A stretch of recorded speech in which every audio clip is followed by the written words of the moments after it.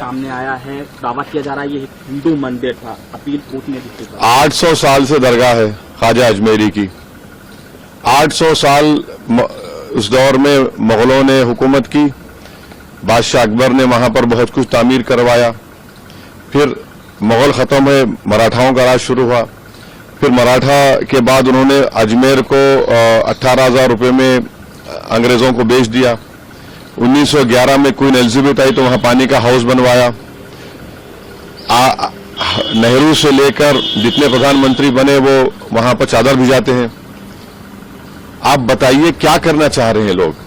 आखिर क्यों इतनी नफरत पैदा कर दिए बीजेपी आरएसएस वाले मस्जिद दरगाहों के ताल्लुक से? प्रधानमंत्री नरेंद्र मोदी खुद चादर भिजाते हैं। अब बताइए उस पर क्या बोलेंगे वो? उन्होंने मिनिस्ट्री ऑफ माइनॉरिटी अफेयर्स को पार्टी बनाया तो नरेंद्र मोदी की सरकार उसको बोलेगी कि वो दरगाह है ही नहीं है। प्लेसेस ऑफ वर्शिप एक्ट तो इस्तेमाल ही नहीं हो रहा है। लोअर कोर्ट आखिर प्लेसेस ऑफ वर्शिप एक्ट को क्यों नहीं सुन रही है?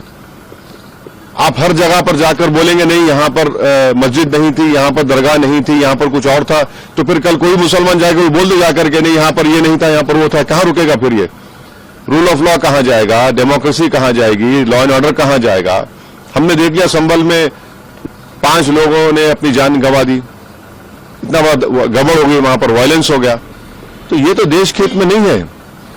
जो सियासत नरेंद्र मोदी और आरएसएस कर रही है उससे देश कमजोर हो रहा है, उससे भाईचारगी कमजोर हो रही है, रूल ऑफ लॉ कमजोर हो रहा है। अब तो इनको जवाब देना पड़ेगा। ये जितने भी लोग हैं ये डायरेक्टली इनडायरेक्टली इनका ताल्लुक बीजेपी आरएसएस से है, उन्हीं के इशारों पर हरकत कर रहे हैं पूरा ये।